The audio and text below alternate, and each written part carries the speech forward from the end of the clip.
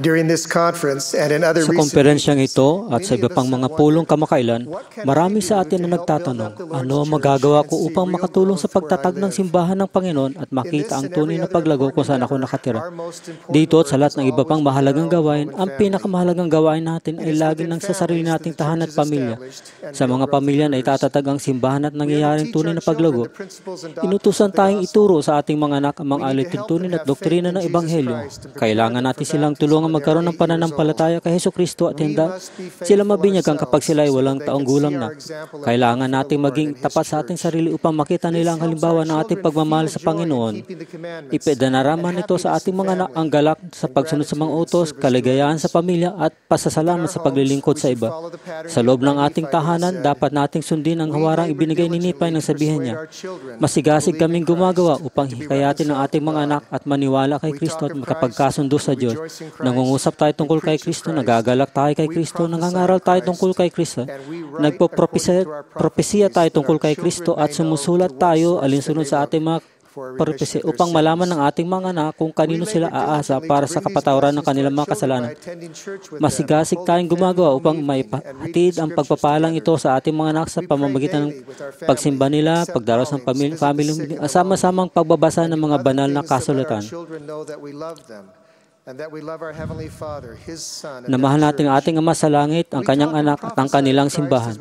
Nangungusap tayo at nagpapropesiya tayo tungkol kay Kristo kapag nabibigay tayo ng family humiling lesson at sinasabi natin sa ating anak na mahal natin siya at pinatotohanan natin ang pinanumbalik na Ebanghelyo.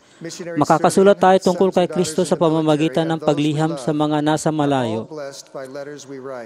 At yung mga mahal natin ay nabibigyan sa mga liham na pinadadala natin. Ang mga liham na nagbumula sa tahanan ay hindi lamang basta maikling email.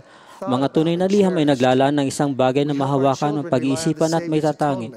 Tinutulungan natin ang ating mga anak na umasa sa pagbabayad sala ng tagapagligtas at mapagmahal na Ama sa langit kung nagmamahal at magpapatawad tayo bilang mga magulang. Ang ating pagmamahal at pagpapatawad ay hindi lamang inilalapit ng ating mga anak sa atin, kundi nagpapatatag din ng pananampalataya sa kanilang Ama sa langit at patawarin niya sila kapag sila ay nagsisi at nagsisikip na magpabuhay.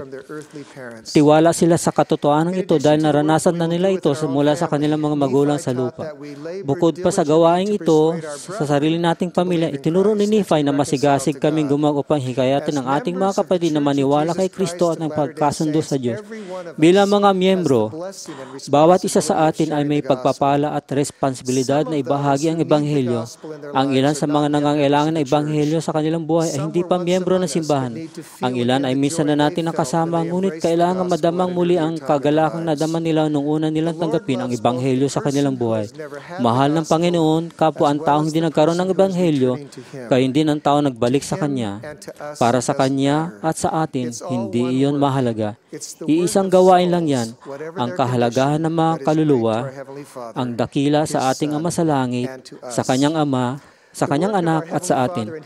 Ang gawain ng ating Ama sa langit at ng Kanyang anak ay isakatuparan ang kawalang kamatayan at buhay na walang hanggan ng lahat ng Kanyang anak. Pagpapala nating tumulong sa dakilang gawain ito, pinaliwanag ni Pangulong Thomas S. Monson kung paano tayo makakatulong ng sabihin niya, ang ating mga karanasan sa misyon ay kailangang nasa panahon. Hindi sapat ang maging kampante at pagbulay-bulayan ang dating karanasan. Para magtagumpay, kailangan ninyong patuloy na ibahagi ang Ebanghelyo ng natural at normal. Ang natural at normal na pagbabahagi ng Ebanghelyo sa mga taong mahalaga sa atin ang magiging gawain at galak ng ating buhay. Ikukwento ko sa inyo ang dalawang gayong karanasan. Si Dave Orchard ay lumaki sa Salt Lake City kung saan karamihan sa kanyang mga kaibigan ay miyembro ng simbahan. Bukod dito, palagi siyang inaanyayahan ng mga lider ng simbahan sa kanyang paligid sa mga aktibidad. Kahit hindi siya sumapi sa simbahan noon habang lumalaki siya ay pinalad siyang maimpluwensyahan ng mabuting kaibigang LDS at mga aktibidad ng simbahan. Na magkolehiyo siya, lumipat siya ng bahay at karamihan sa kanyang mga kaibigan ay nagsipunta sa misyon. Hinanap-hanap niya ang impluwensya nila sa kanyang buhay. Hindi pa nakakaalis ang isa sa mga kaibigan ni Dave.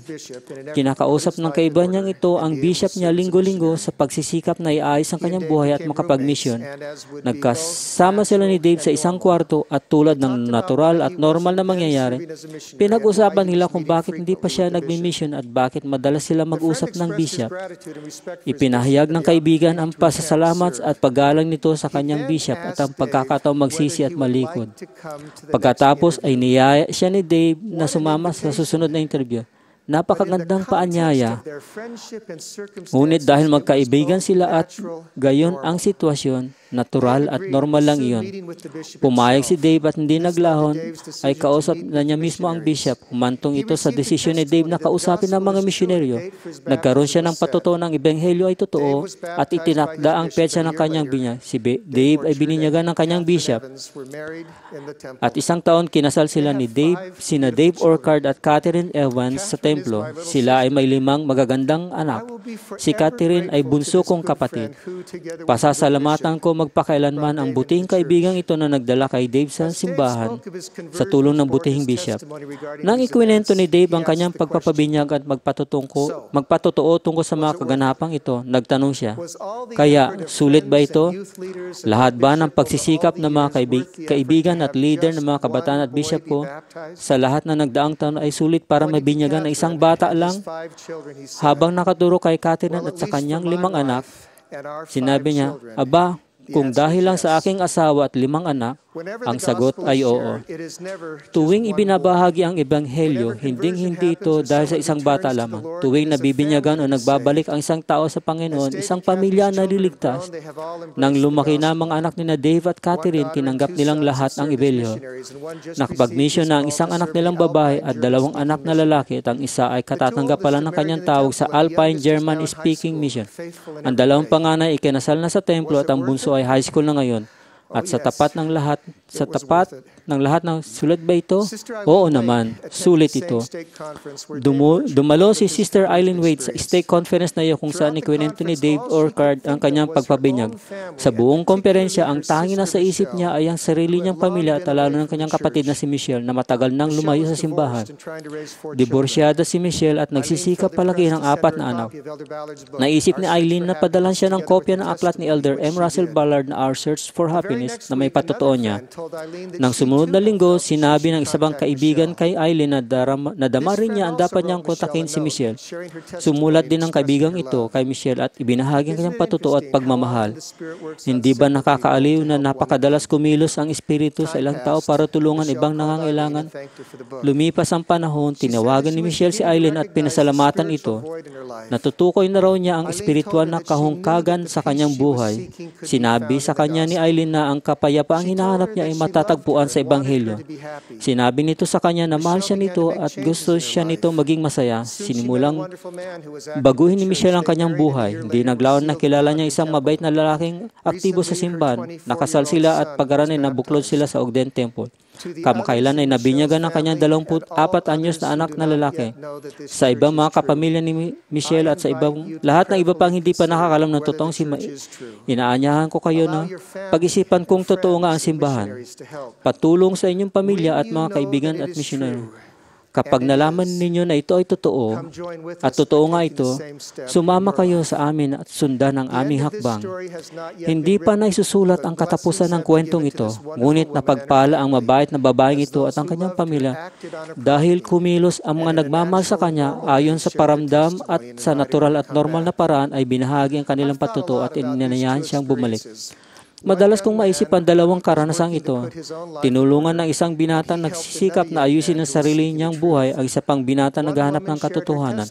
Ibinahagi ng isang babaeng kanyang patutuo at pananampalataya sa kanyang kapatid na babaeng 20 taon nang napalay sa simbahan.